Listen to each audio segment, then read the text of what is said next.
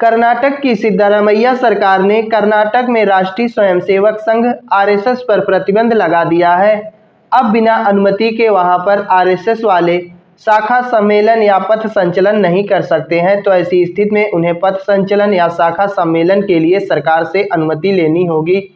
बिना सरकार की अनुमति के अब वहां पर आरएसएस वाले शाखा सम्मेलन पथ संचलन नहीं कर सकते हैं।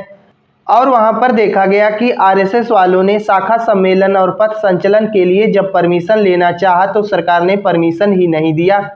तो ऐसी स्थिति में यह स्पष्ट हो गया है कि कर्नाटक में अब पूरी तरीके से आरएसएस पर प्रतिबंध लगा दिया गया है, क्योंकि सरकार ने कहा है कि परमिशन लेना होगा। बिना परमिशन के आप शाखा सम्मेलन पथ संचलन नहीं कर सकते।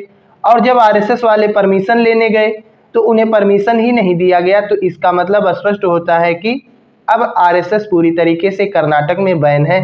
सिद्धारमैया सरकार ने एक बयान जारी करते हुए यह भी कहा था कि हमें सनातनियों से दूर रहना चाहिए, क्योंकि ये लोग समाज को तोड़ने का कार्य करते हैं।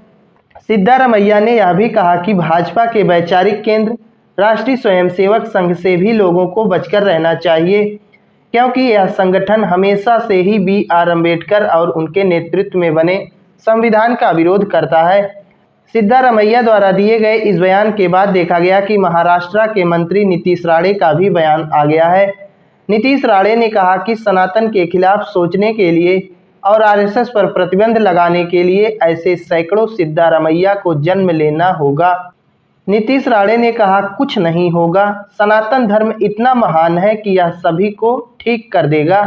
तो ऐसी स्थिति में नीतीश राणे ने स्पष्ट कर दिया कि अगर आप भारत में रहते हैं और आप सनातन के खिलाफ बोलते हैं, आरएसएस पर प्रतिबंध लगाने की बात करते हैं, तो कहीं ना कहीं आप अपनी जान को खतरे में डाल रहे हैं। उन्होंने कहा कि आरएसएस पर प्रतिबंध लगाने के लिए, सनातन के खिलाफ सोचने के लिए ऐसे सैकड़ों सिद्धारमैया को जन्म लेना होगा। इससे पहले देखा जाए तो कर्नाटक के मुख्यमंत्री सिद्धारमैया के बेटे हैं यतींद्र सिद्धारमैया। उन्होंने आरएसएस की तुलना तालिबानी प्रशासन से की थी। उनका कहना था कि जिस प्रकार से तालिबानी प्रशासन जबरदस्ती इस्लाम धर्म को लोगों के ऊपर थोपने का कार्य करता है, उसी प्रकार से आरएसएस वाले भी जबरदस्ती हिंदू धर्म लोगों के ऊपर थोपने का प्रयास करते हैं। तो कहीं ना कहीं देखा गया कि उन्होंने आरएसएस और तालिबानी शासन को एक जैसा बताया।